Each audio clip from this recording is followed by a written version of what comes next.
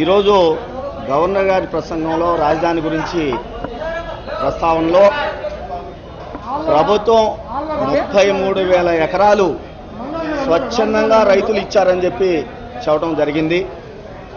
ఒకటి అడుగుతా ఉన్నాం ప్రభుత్వాన్ని, 33,000 ఎకరాలు మీకు రైతులు స్వచ్ఛందంగా ఇచ్చి ఉన్నట్లయితే మీరు 3 సార్లు గడువు పెంచుకోవాల్సిన అవసరం ఎందుకు వచ్చింది? మీ మంత్రులు నారాయణ గారు, పత్తిపాటి పుల్లారావు గారు, స్థానికంగా అక్కడ లోకల్గా గుంటూరు జిల్లాలో ఉన్నటువంటి ఎమ్మెల్యేలు అర్ధరేతుల్లో గ్రామాల్లో తిరిగి ఇల్లు ప్రతి రైతుని బెదిరించిన మాట వాస్తవం కాదా అని చెప్పి మేము అడుగుతా ఉన్నాం.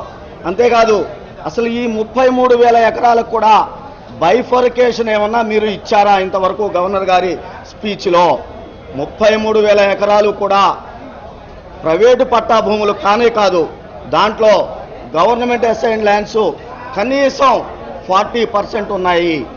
అంతేకాదు నిన్న జగన్మోహన్ రెడ్డి గారు ఆ ప్రాంత పర్యటన చేసినప్పుడు రైతు కూలీలకి, కౌలు రైతులకి జరిగినటువంటి అన్యాయాలు మొత్తం కూడా ఈ ప్రపంచం దృష్టికి తీసుకురావడం జరిగింది. రైతులు ఎవరూ కూడా స్వచ్ఛందంగా తమ భూములు ఇవ్వలేదు. ఇచ్చిన వాళ్ళు కొద్దిమంది మాత్రం తుళ్ళూరు ప్రాంతంలో ఉన్నారు. అదే తుళ్ళూరు ప్రాంతంలో జరీపు భూములు ఉన్నటువంటి రైతులు ఎవరు కూడా ఇప్పటికీ కూడా వాళ్ళ యొక్క భూములు ఇవ్వలేదు. స్థానికంగా ఉన్నటువంటి తెలుగుదేశం నాయకులు కానివ్వండి, కృష్ణానది కరకట్ట మీద ఉన్నటువంటి తెలుగుదేశం నాయకులు, బడా వ్యాపారులు ఇంతవరకు కూడా అక్రమ కట్టడాల నిర్మాణాలు ఏవైతే ఉన్నాయో వేటిని కూడా ప్రభుత్వానికి ఇవ్వటం జరగలేదు. ఇన్ని అవాస్తవాలు జరుగుతూ ఉంటే 33,000 ఎకరాలు స్వచ్ఛందంగా రైతులు ఇచ్చారని చెప్పడం ఎంతవరకు ధర్మం అని చెప్పేసి ఈ ప్రభుత్వాన్ని ప్రశ్నిస్తూ ఉన్నాం. మీరు కేంద్రం విభజన చట్టంలో ఆనాడు స్పష్టంగా చెప్పింది, మేము రాజధాని నిర్మాణానికి డబ్బులు ఇస్తాము అని చెప్పేసి. అలాంటి దాని మీద మీరు పోరాటాలు చేయకుండా ఈరోజు ₹1 కూడా కేంద్రం ఇంతవరకు కేటాయింపులు చేయని టైంలో మీరు రైతుల భూములతోటి వ్యాపారాలు చేయడానికి నిశ్చయించుకున్నారు అనేది సుస్పష్టమైంది. రైతు కూలీలు, కౌలు రైతులు కన్నీరు పెడతా ఉన్నారు. రాజధాని మరీ ముఖ్యంగా మంగళగిరి ప్రాంతంలో తమ గ్రామాలని విడిచిపెట్టమని చెప్పేసి కోరుతా ఉన్నారు. చంద్రబాబు నాయుడు గారు ఈ రోజున ఢిల్లీలో తాకట్టు పెట్టడమే కాదు, తెలుగువారి ఆత్మగౌరవాన్ని ఇంకొక అడుగు ముందుకు వేసి సింగపూర్ వారికి కూడా తాకట్టు పెట్టాడు అంటంలో ఏమాత్రం సందేహం లేదని ఈ సందర్భంగా తెలియజేసుకుంటా ఉన్నాం.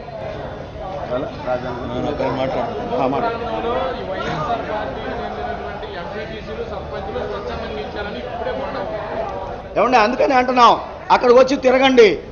ఇచ్చిన వాళ్ళని మొట్టమొదటి చెబుతా ఉన్నాం, ఏ రైతు అయినా స్వచ్ఛందంగా భూమిని ఇస్తే రైతు కానివ్వండి, నాయకులు కానివ్వండి తీసుకోండి. ఇవ్వము అన్న వాళ్ళని మేము బెదిరించొద్దు, భయపెట్టొద్దు అని చెప్పి కోరుతా ఉన్నాము. తెలుగుదేశం వాళ్ళే ఇవ్వలేదు, వాళ్ళ పరిస్థితి ఏంటి? ఈరోజు గవర్నర్ గారి బడ్జెట్ ప్రసంగంలో తెలుగుదేశం పార్టీ అధినేత చంద్రబాబు నాయుడు గారే మామూలుగా అబద్ధాలు చెప్పి మోసపూరిత వాగ్దానాలు చేసి అధికారంలోకి వచ్చిన చంద్రబాబు నాయుడు గారు ఈరోజు గవర్నర్ గారితో కూడా ఆయన రాసి ఇచ్చి చెప్పించడం చాలా బాధాకరమైన విషయం.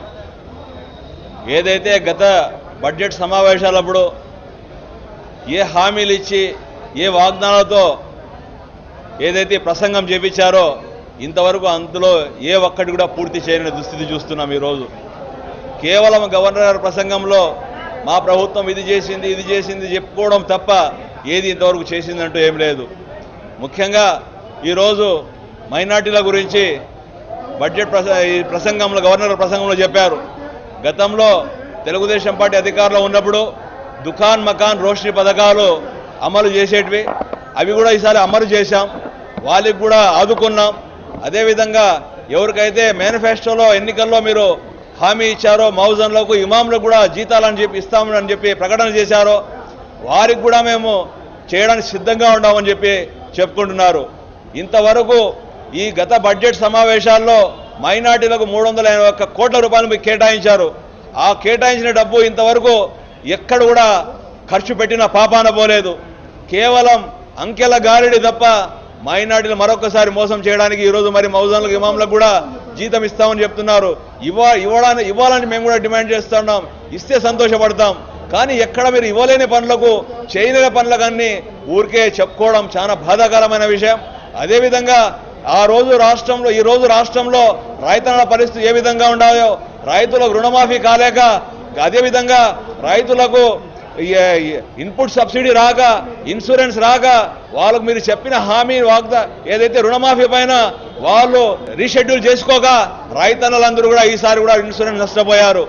మీరు అదేవిధంగా గత అసెంబ్లీ సమావేశంలో మా అధినేత జగన్మోహన్ సార్ గారు ఈ రోజు రాష్ట్రంలో ఉన్న రైతన్నలు ఆత్మహత్యలు చేసుకున్న దాదాపు 100 మంది రాష్ట్ర వ్యాప్తంగా ఆత్మహత్యలు చేసుకున్నారు.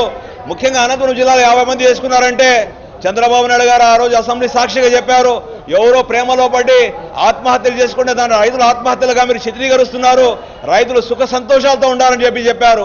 ఆ రోజు మేము ఒకటే చెప్పాం, జిల్లా వ్యాప్తంగా అన్ని జిల్లాలో మండలాల్లో గ్రామాల్లో ఏ గ్రామంలో ఏ రైతు చనిపోయాడని చెప్పి మీకు పూర్తిగా నివేదిక ఇస్తామని చెప్తే కూడా ఆ రోజు ఒప్పుకోని పరిస్థితులు మేము చెప్పాం. రైతులకు ఆత్మహత్యలు చేసుకున్నారు, వారికి 5 లక్షల రూపాయలు ఎక్స్గ్రేషన్ ఇవ్వండి అని డిమాండ్ చేస్తే ఆ రోజు మాత్రం ఇస్తామని చెప్పారు. కానీ రైతుల ఆత్మహత్యలు అయితే ఒప్పుకోలేదు. మా అధినేత జగన్మోహన్ సార్ గారు ఈ రైతుల ఆత్మహత్యలు ముఖ్యంగా అనంతపురం జిల్లాలో మా జిల్లాలో 46 మంది రైతులు ఆత్మహత్యలు చేసుకున్నారు. ఆ ఆత్మహత్యలు చేసుకున్న కుటుంబాలకు నేను పరామర్శిస్తాను, వారికి భరోసా ఇస్తానని చెప్పి భరోసా యాత్రను ప్రణాళిక చేసుకున్న తర్వాత మేఘాల మీద జీవో తయారు చేసి 5 లక్షల రూపాయలు ఎక్స్గ్రేషియా ఇస్తున్నాం, 30 మంది రైతులు ఆత్మహత్యలు చేసుకున్నారని చెప్పి ఒప్పుకోవడం జరిగింది. అంటే కేవలం మేము ఏదైతే గట్టిగా ప్రజల పక్షాన్ని నిలబడి గట్టిగా పోరాడతామో అప్పుడు మాత్రం మీరు ఒప్పుకుంటున్నారు. అదేవిధంగా ఈ రోజు రాష్ట్రంలో రైతన్నల పరిస్థితులు చాలా దయనీయ స్థితిలో ఉన్నాయి. ఎక్కడ చూసినా బోర్లలో నీళ్లు వేస్తే 1000 అడుగులు 1500 అడుగులు చేస్తే కూడా నీళ్లు వేసి ఉండే పరిస్థితి లేదు. ఈరోజు గత 4 రోజులకు ముందు పాలకపక్షంలో ఉన్న బీజేపీ నాయకులు రాయలసీమ జిల్లాలో ఉన్న కరువుపై మేము మాట్లాడదాం, కరువును మనం స్వచ్ఛందంగా చూస్తామని చెప్పి మా అనంతపురం జిల్లాకు కూడా రావడం జరిగింది. అనంతపురం జిల్లాలో వచ్చిన తర్వాత కామినేని శ్రీనివాస్ గారు అయితేనేమి, అదేవిధంగా బీజేపీ శాసనసభాపక్ష నాయకుడు రాజు గారు అయితేనేమి అంతా ఈ జిల్లాలో ఉన్న కరువు పరిస్థితులను చూసి చలించిపోయారు. ఇంత దారుణమైన పరిస్థితి ఈ జిల్లాలో ఉందా అని చెప్పి వారు స్వయంగా చాలా బాధపడ్డారు. కాబట్టి ఇలాంటి జిల్లాని ఏ విధంగా ఆదుకుంటారో చెప్పాలా. ముఖ్యంగా మన అనంతపురం జిల్లాలో 2013-14 క్రాప్ ఇన్సూరెన్స్ ఇవ్వాలా, అది ఇంతవరకు ప్రభుత్వం ఇవ్వడం లేదు. అదేవిధంగా 220 కోట్ల రూపాయల జిల్లాలో ఇన్సూరెన్స్ డబ్బు ఇంతవరకు రైతులకు జమ కాలేదు. కనీసం ఈ ఇన్పుట్ సబ్సిడీ డబ్బులు 674 కోట్ల రూపాయలు, అదేవిధంగా 220 కోట్ల రూపాయలు ఇన్సూరెన్స్ ఇస్తే రైతులకు కొద్దిపాటైనా ఉపశమనం కలిగే పరిస్థితి ఉండదు.